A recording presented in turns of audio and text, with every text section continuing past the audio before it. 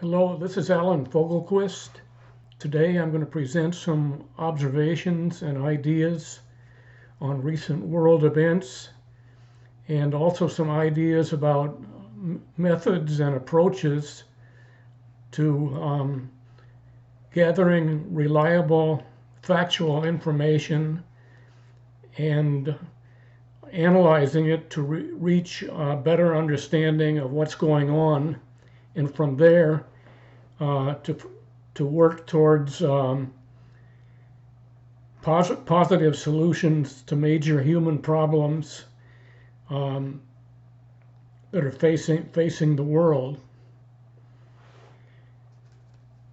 Recently, there have been a number of big issues that have appeared in the news. A few of them are, for example, the trade relations or the trade war between the United States and China and its effects on the rest of the world. The general slowdown of economic growth in many countries of the world,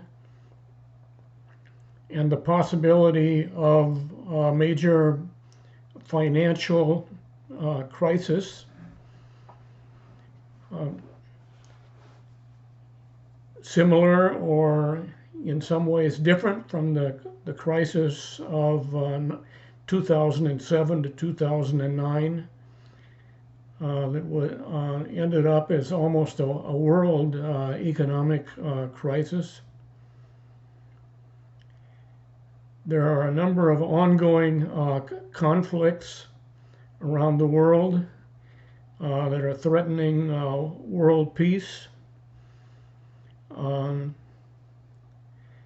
example, in Afghanistan, there's an effort to negotiate some kind of an end to the Afghan conflict, which will allow the withdrawal of United States forces from Afghanistan. And there's a lot of it's a very complex problem and a complex situation with a number of obstacles to achieving some kind of reconciliation and peace in Afghanistan. This last week, there has been a reappearance of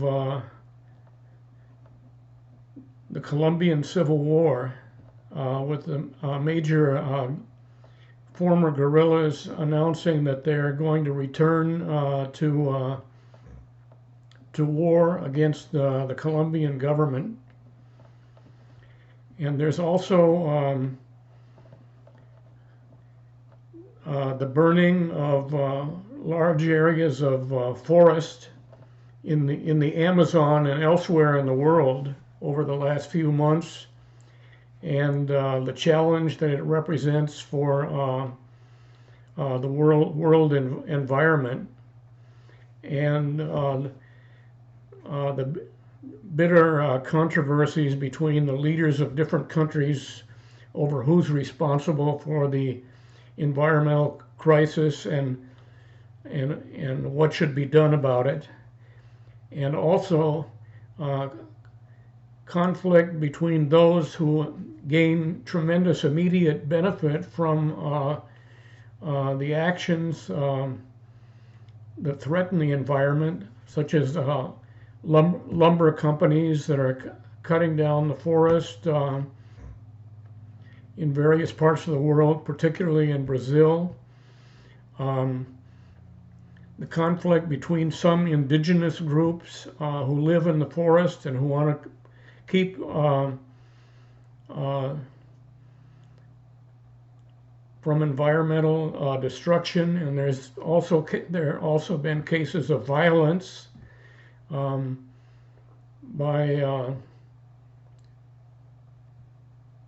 logging and agricultural and agribusiness interests and indigenous groups and others who are trying to protect the environment. This has happened in Brazil. The Amazon question affects many countries, including Brazil, Bolivia, Colombia, and other countries. So the world is just full of conflicting interests. And there's a paradox that together all of these conflicts are a net loss to the world, but particular